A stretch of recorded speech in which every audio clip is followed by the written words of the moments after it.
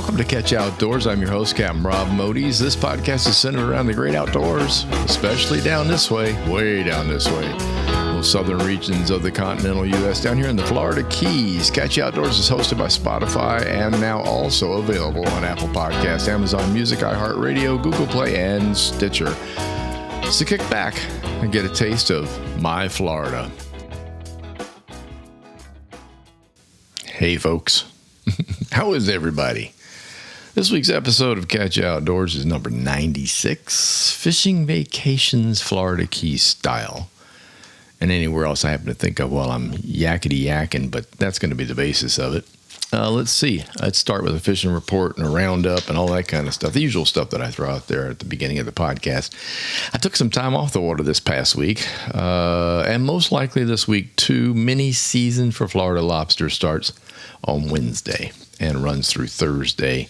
There are so many amateur boaters out there that I think it's best for this old man to stay out of the way. I felt that way when I was guiding too. So, however, some good news for next week. My daughter and granddaughter will be in town, so there'll be quite a bit of fishing and boating in the wilds of the Everglades National Park. So I'm looking forward to that. So I should have lots of interesting reports next week on that one. By the way, there is a fishing tip, though. I have to have one. For some reason, unbeknownst to this angler, tarpon are hanging out in the passes on inbound tides. I mean, thick in the passes, like May. I don't know. To me, it's weird. I don't remember this happening last time I was anywhere near this late in the season. I mean, we're getting right up against August here. The stronger the tides, the better. Pilcher works great. Artificial looking, like a shiner, looks like a pilcher basically ought to get their attention. Also purple and or black flies, or purple and black flies, a combination. I personally like the Enricos, the Puglisi. I always have to make sure I pronounce that. Black and purple, that's what they call it. It's about maybe 3 inches long, very fuzzy looking. It's artificial hairs, and that thing works great on tarpon. There's also another one out there called the tarpon toad. Check it out. Not sure who came up with the pattern, but it also works pretty well. Go early at sunup or wait until just before sundown. Midday, not so great. But if you can hit that tide coming in nice and strong, that'll be new moon, full moon, or something close to those. And manage to time it with a little bit of sunrise or a little bit of sunset, and it's pretty amazing. So, tropical storm watch, all quiet for now. We got Don out there. Don's a fish storm, as they like to call it, sort of staying out in the Atlantic. We hope it just stays put. And then there's observing one that could make up down on the very, very south end that would travel south across the lower Caribbean away from Florida. So that one's on there. But the Saharan dust. God bless the Saharan dust. As much as most of us are like, man, it really screws up the beautiful blue skies, but it certainly does knock down on moisture content. And so it's very, very tough for a hurricane, tropical storm, or anything to rain for that matter, to get going when you've got this much Saharan dust blowing over the state. It comes and goes. We do get little points where it disappears for a while, but most of the time it's right on top of us. So, it makes for very interesting sunrises and sunsets, though. You add Saharan dust and you get lovely pink, rosy colored sunrise and sunsets, of which I've seen lots of people post. I think I'm going to have to go out there tonight maybe and roam across the street to the Caribbean Club and see if I can't get a shot across the bay. Let's see. Inside time. I said this last week on the podcast, but thought I'd say it again. I know this is common sense for many Floridians, but maybe not our visitors. The hottest part of the day is in the afternoon until the sun sets. So from about 3 p.m., okay? So, it's murder at like 2, 3 o'clock. That's when it really just starts to hit. And that'll be the highest temperatures, the highest humidity will be feels like at about 110 or so. It's pretty awful. And then all of a sudden the sun will go down and things get a lot better. So just keep that in mind. It's just murderous around the 3 o'clock time frame. So stay inside, watch TV, take a nap, rest up for the evening. In other words, give your system a break from the heat. Drink lots of water. Stay away from caffeine. Stay away from beer or any alcohol. It's easier on the body if you just hydrate, and then things will get better as the evening rolls around. ICAST was July 11th through 14th. I said I'd talk about it a little bit, so here it is. A few things that caught my eye from the show. No, I wasn't there, but my email was packed with information because I guess I'm on the mailing list from previous shows. Of course, I know I am for a lot of manufacturers because I visited all their booths, and you drop your business card in and they got you from that point on. The show was great. It was big. It was highly attended. Manufacturers from everywhere were there, which is really great. I skipped it this year. I'm looking at every other year. I'll probably go next year, but that's a lot on this old man's body, boy. You'd have to see it to believe it. I'm a fan of AFTCO clothing products, AFTCO products in general. They make some pretty cool hats, a big straw, I call them the farmer's hats, that you can wear out in the bright sun, and it covers your shoulders, that kind of stuff. They're made for the outdoor person. I mean, that's really what their clothing is all about. Keeps you cool, dries real fast. If they get wet, it's amazing how quick the pants dry. I love their fishing shorts. They came out with a new line of short sleeve performance t-shirts and polos. I'm not one to wear short sleeves while sporting it outdoors, but I always want to look for something to wear after hours when I'm visiting my favorite watering hole or my favorite eatery. These are the ticket. Good looking, lightweight, not too tight around the body. Hey, I'm working on this nice little pot belly. I like it. I don't want to show it off all the time, but check them out at aftco.com. That's AFTCO.com, and other stuff on there. I mean, really, it's great. It's great clothing for the outdoors person. So main thing I like is the ability for it to dry really, really fast. If you're wearing a shirt and you're sweating like crazy, you got on their fishing pants and you have to get in the water, you got to show off that tarpon in the water, that kind of thing. You get back in the boat. Within just 30, 40 minutes, they start to dry out. It's really great. If you haven't figured it out already, I'm a huge fan of Z-Man Artificial Lures. The new edition that also won Best of Show Award is the Mulletron. I love that. LT. The Mulletron LT. Line Through is what the LT stands for. It's a swim bait. It's amazing. So here's the details. It looks like a small finger mullet, and the line runs through the bait to the hook up in the dorsal fin. You hook the fish, and the lure moves up the line away from the fish, so you get a great hookup. But the weight of the bait isn't helping to dislodge the hook during the fight. So basically, the bait slides up the line, and that's the end of that. It's not pulling or tugging. It's not adding extra weight when the fish is wagging its head. It uses a single hook, which is important to me. I'm tired of trebles, and I don't need treble, so I'm glad to see a single hook process.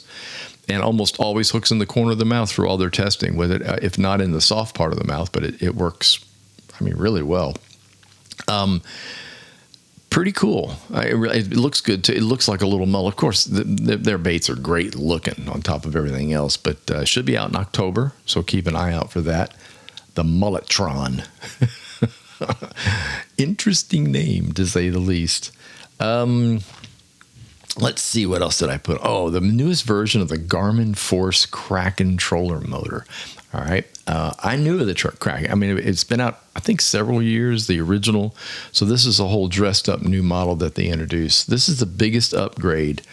It's mostly the big upgrades for saltwater users. So that's why I want to talk about it. Freshwater has been where it's really been good, but saltwater is holding a boat in place over an anchored area like a patch reef or reefs or even deep water has been the real trick now. People don't want to drop anchors down hundreds of feet. They don't want to drop anchors down accidentally on coral. And so these trolling motors have become quite the rage down here and in other places, I'm sure. Heck, my brother used it on the West Coast when we were up there fishing. And same idea, just it locks you on the spot. They have added extended shafts, so it's available for larger boats.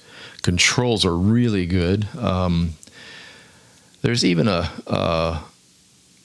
basically it's like a water watch that an angler can wear. That's a Garmin watch that you can control it from the watch instead of having the controls hanging around your neck, which I think is really cool. And it's integrated with a depth finder and GPS on-screen unit that mounts on the bow of the boat. So you got a total view of where you are, what's on the bottom while you fish, and your track. If you're moving with the trolling motor or anchored, you can mark the spot. It's kind of an all-in-one process. It's got a pedal-driven system that can be added to it on the deck, right in front of the screens that you're looking down at.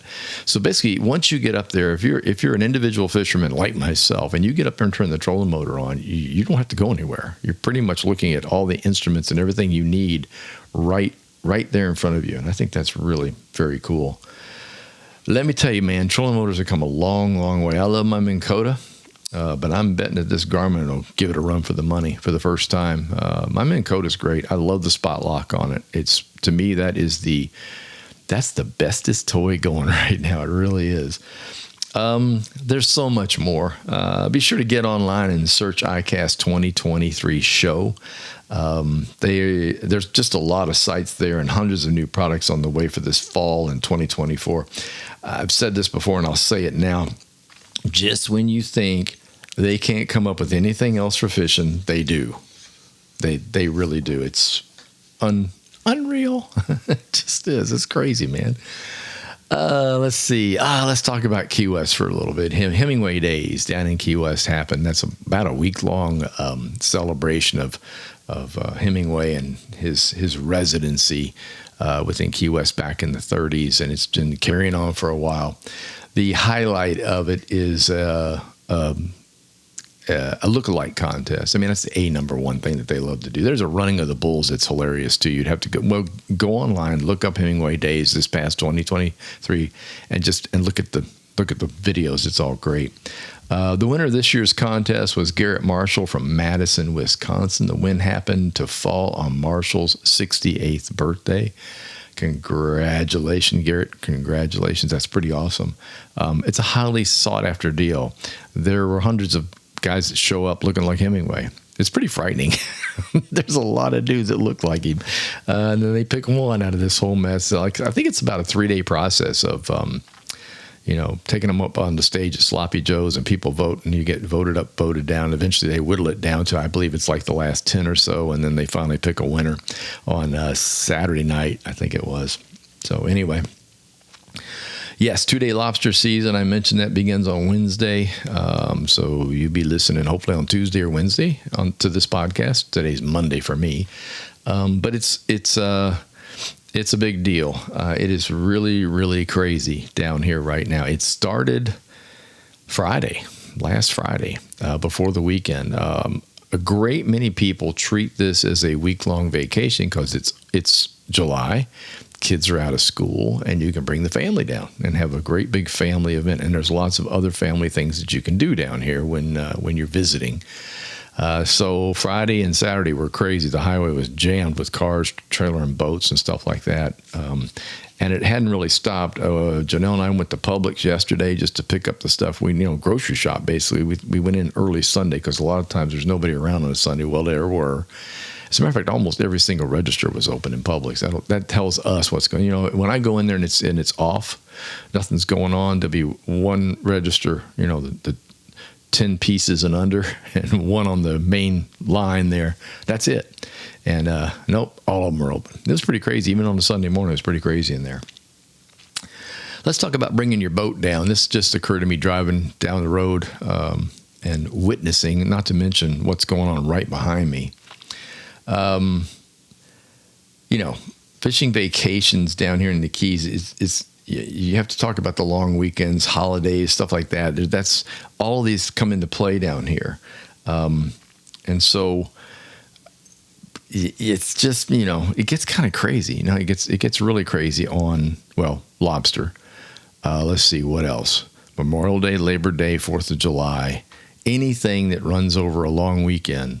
Where people can make the excuse to escape, that brings a lot of people down here to play on the outdoors. I'm all for it. So this business about boats, bringing boats down, it's tricky. And so that's what I wanted to kind of talk about first. We'll get into the vacation stuff too, but I mean, it kind of all falls into play because those weekends are long and crazy. So when you bring a boat, you got to have a place for it, a place to launch. I was in the garden a few days back, and and I was hearing all kinds of noise on the other side of the woods behind our house. Our house is embedded in woods, in a hardwood forest. The back of it butts up against property that is a contender dealer. Yeah, that's difficult. And then US 1 right after that. He's on US 1. So we back up to him. The woods back up to him. We back up to the woods. But I can hear what's going on over there. I can't always see what's going on because of the woods. But, man, I could hear the lift running and the trailers running and things being banged around and guys talking and they're working on it. And I'm like, what in the world is going on? So, of course, being the inquisitive person I am, I got on my bicycle and rode around the corner, took a look. And what was happening is they have a very large lot with a lot of trailers on it. Interestingly enough, they sell Rocket Internationals there, and that's a Fort Myers company, by the way, Rocket International. And I got 2 trailers made there by John, and I cannot tell you how great a company that is as far as manufacture, getting me back on the water in one day. In one case, I broke an axle, and he had me a trailer made in 2 days on a broken axle. It was incredible. But anyway, so that's what they sell back there. Well, they were moving all those trailers around. They're stacking them, basically, getting them on top of each other and pushing them in the corner so they could get more boats in. And then I looked at the boats and I thought, wait a minute, these trailers are licensed. The boats appear to be used, good shape, but they're certainly not selling new boats. And what they're doing is they're storing boats for people to come down for the lobster season the following week. So, I mean, this is a brilliant idea, and I really never thought about it because I did not come down for mini season with a boat. I just did not do it. I'd had enough of boating. If you're a guide, you boat 5, 6, 7 days a week. The last thing you want to do is go somewhere and boat. But I learned this. These lots, almost all these marine dealers, they weren't the only one because I went looking. You can bring your boat down like a week or 2 early and park it there. I'm sure they charge for it, but you have your boat on a trailer already here. So why? Well, when you're driving down US 1 during the crazy times, it's packed and it's stop and go, and it's a pain in the butt if you're towing a trailer at that time. It's a pain in the butt just being in the car. So what this lets you do is bring it down a week early, park it, and then it's ready for you when you get here.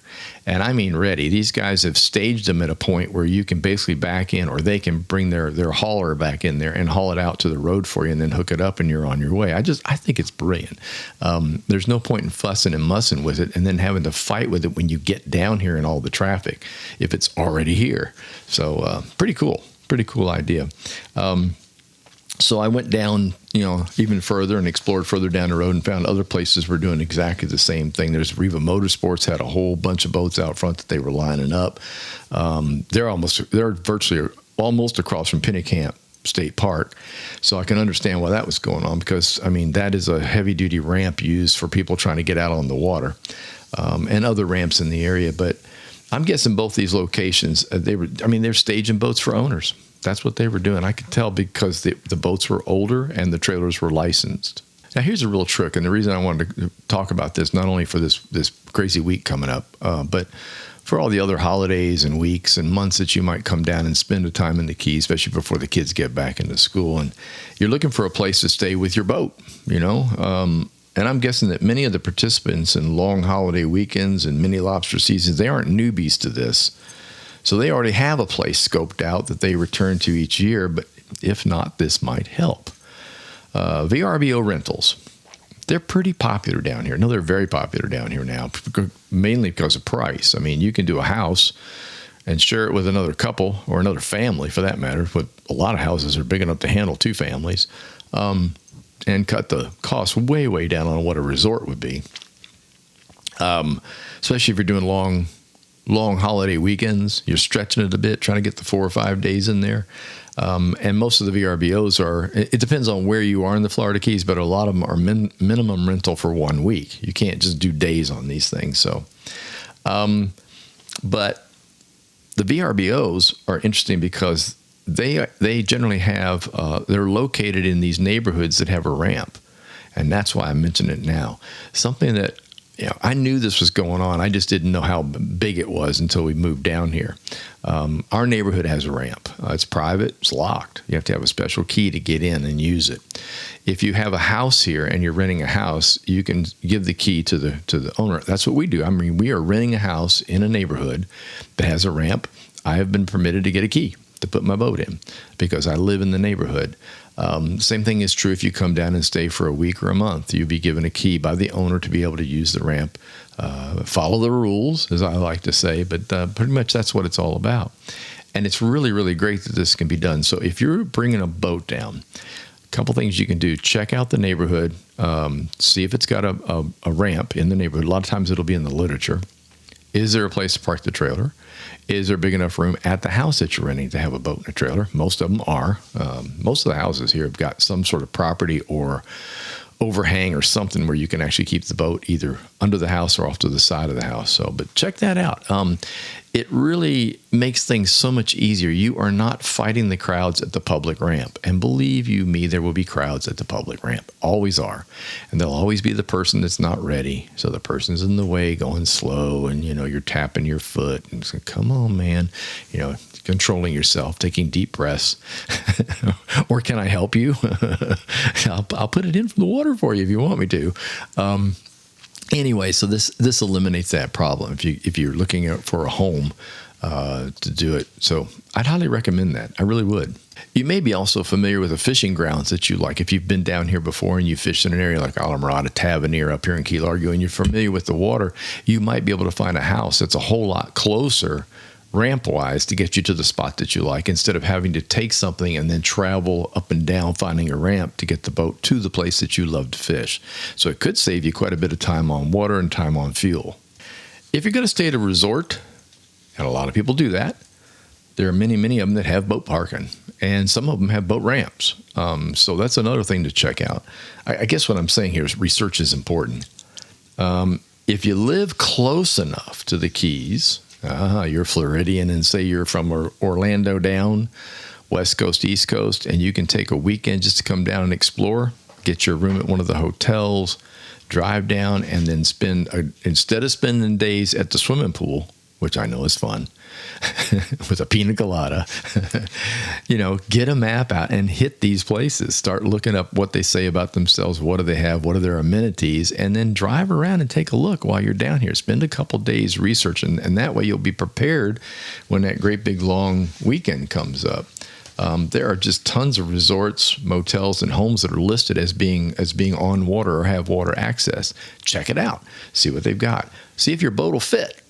You got a larger offshore boat in the 30-foot range, 33, 34-foot range. It's going to make a huge difference over the type of boat I use, an 18-foot flat skiff. I can get in just about anywhere. You may have a little problem with that. So that's why I think the visual idea of coming down and really doing the research is a really good idea. Now, let me mention a few that I know about. Jonelle and I recently attended the grand opening ceremony for Sun Outdoors Islamorada.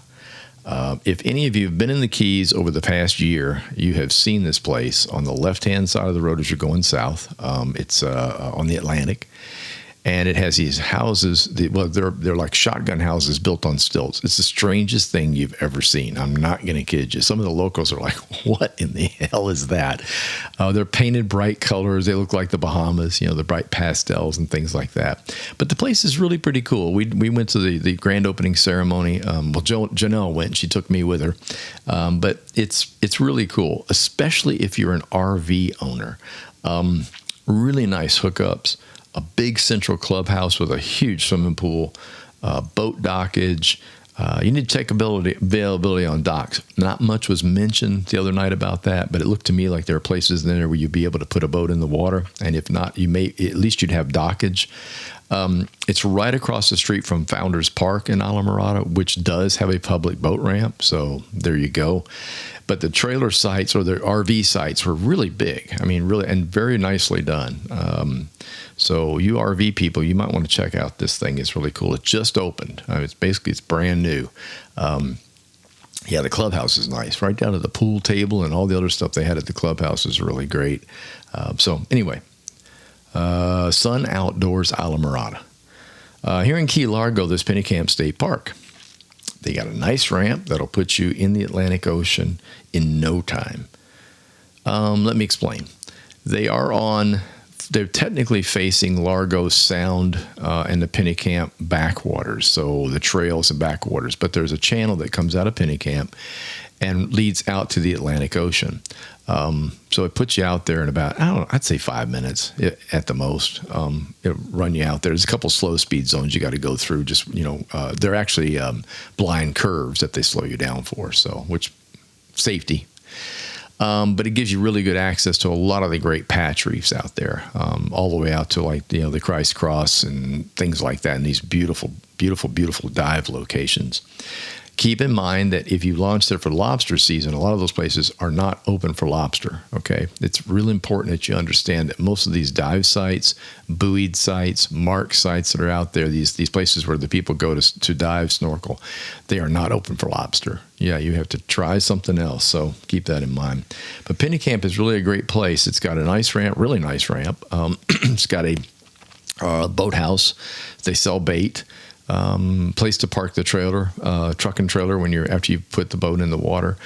So I'd highly recommend it. And it's really close to a lot of other places around us. So that's why I mention it. Across the street from us is the Caribbean Club, known as the Crib.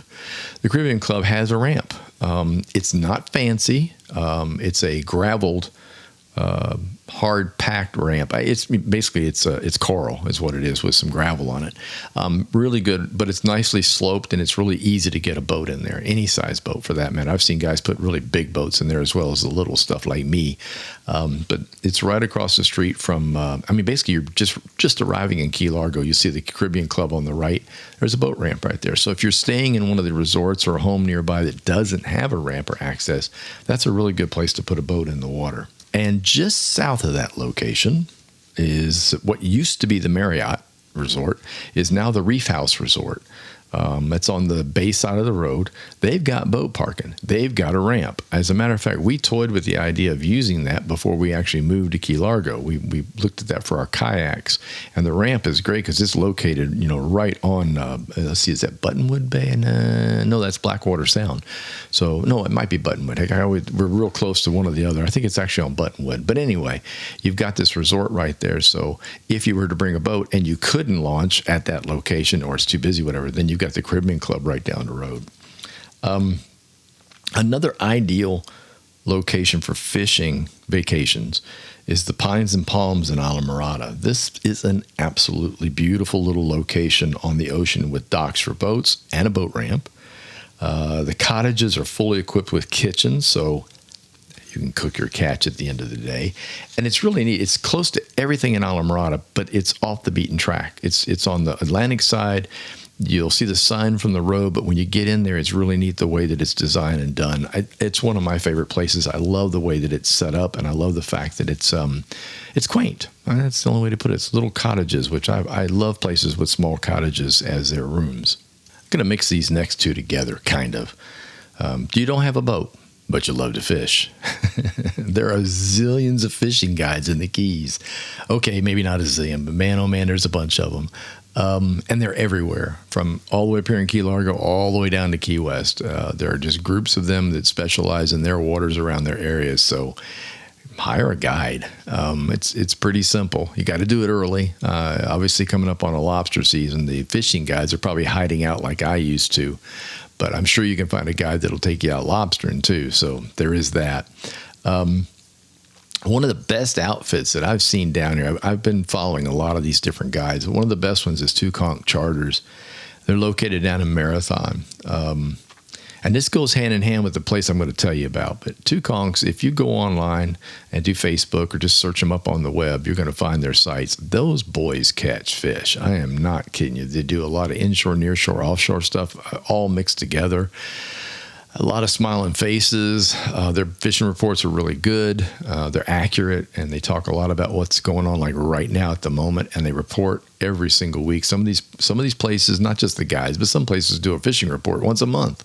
And that doesn't really tell you a whole lot about what's going on. These guys are really good about jumping on it every 3 or 4 days, so you get a really good idea of what's happening out there.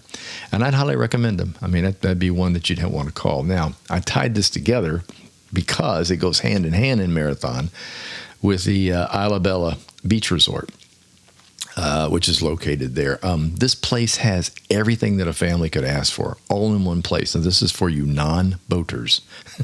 It's beautiful.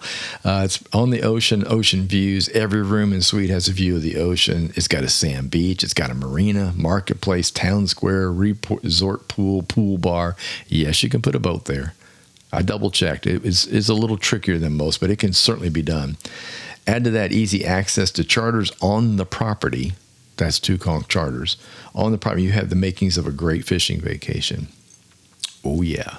You really do. I've been down there and I've seen it. It's a beautiful property. Another good one in the same area is the Faro Blanco Resort. And I believe, resort and marina. That's the one that's got the marina on. That's located on Marathon as well. Full service resort, 2 swimming pools, beach, full service marina. They will also book fishing trips for you. But boat owners can also book a slip for your boat. It's located on the Gulf of Mexico side of the island and has a really cool lighthouse located on the property. That was the thing I noticed. One of those red and white striped lighthouses like you see in the Bahamas. Yeah, really neat. This is a really, really pretty place. Marathon's got a lot of great resorts. And there are a lot of places down there that you can boat out of. So it's one of those, when I was mentioning the research that you ought to do, if you're going to come down for a couple of days, Marathon is certainly a place to look. In general, Marathon's rooms are a little bit less money than they are up in Islamorada as well. So you'll find that rooms in Key Largo and rooms in Marathon are generally cheaper than rooms in Key Largo or in Islamorada. Islamorada has become the place now. Gosh, when I was coming down 25, 30 years ago, there was nobody there. And now everybody's there. And that becomes apparent when you drive into town. You're like, good grief, look at the traffic in this place. But you have to admit, while the rest of the Keys has got fabulous fishing, Islamorada is in the middle of one of the really good areas, especially if you're a backcountry fisherman. It's really hard to beat Islamorada's access to really good backcountry water. And I can attest to that because that's where I learned to fish the backcountry when I started coming to the Keys years ago. Now, something to keep in mind, a great many hotels, cottages, resorts, and things like that down here offer 2 things besides a swimming pool and that kind of stuff. They offer kayaks and bicycles. And you'd be surprised how many of them do this. On both ocean and bayside, I think everywhere that I've been and everywhere that I've looked, they've got kayaks. At least they have kayaks. And, of course, bicycles for riding around on to get around town. Much easier than the car in a lot of places. But, something to consider.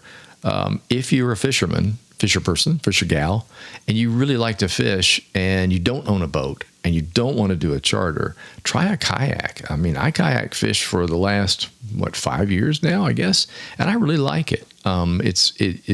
Your butt's right on the water. You can sneak up on a flat. You can get in a place that no other boat can get into.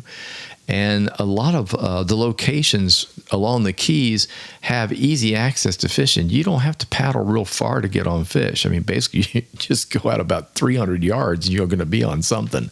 And especially if you're in an area that's got mangrove edges or mangrove shoreline, of which a ton of that is available up and down the Keys. So keep that in mind. I would do some searching on that part of it and say, and it's going to save you a bunch of money because you already get it if you come into the resort, especially on the large resorts where you pay a resort fee. That's going to include the kayak and everything else for it. So all you got to do is worry about bringing rods and reels and picking up a little bit of bait or bring your artificials or your flies with you. You can have a heck of a day out there fishing. Last, but certainly not least, there are a ton of boat rentals.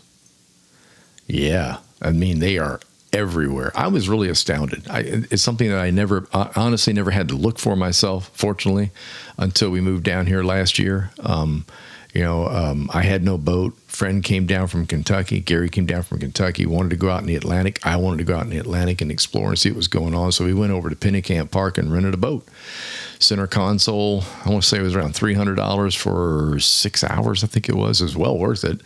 And that included the fuel, which kind of blew me away. Most places want to tack that on, but this one included fuel. But there are boats all up and down the Florida Keys on both Bayside and Oceanside of just about any size and any type that you can think of. Now, there's a catch. You got to know what you're doing because guess what? You got to take a test.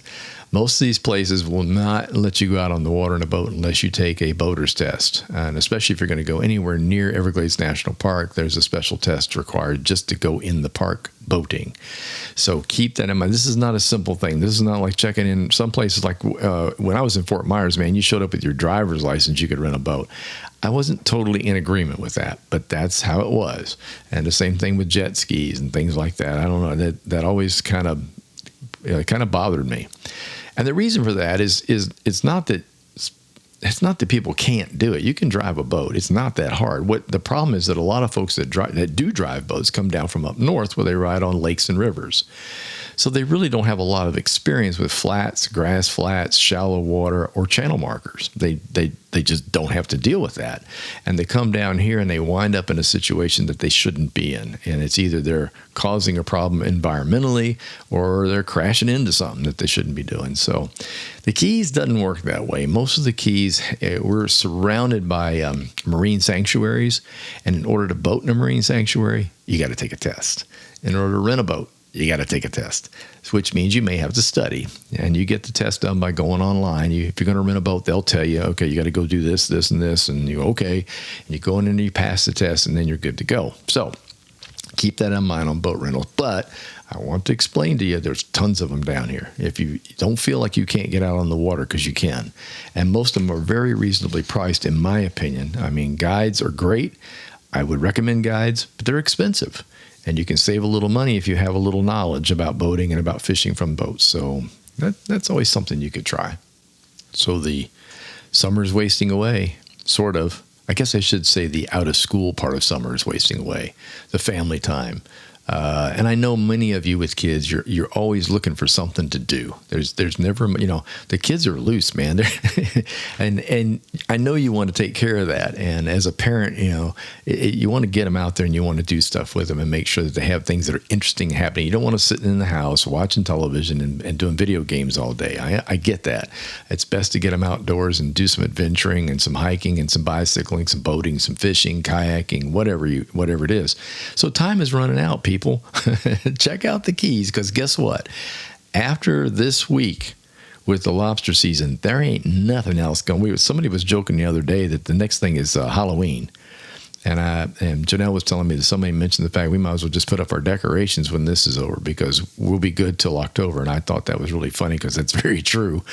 So it's coming to an end, people. So get in your vacation time, get in your kids' time, get the family time in, and come on down to the Keys and enjoy yourself. There's a lot to do down here. Thanks for listening. If you enjoyed my podcast, please tell a friend, leave a review. Don't forget to subscribe to my channel. The Facebook page is Catch You Outdoors. The website's catchyoutdoors.com, where you can find all the previous podcasts and a schedule of what's coming up. Until next time, get outdoors and enjoy.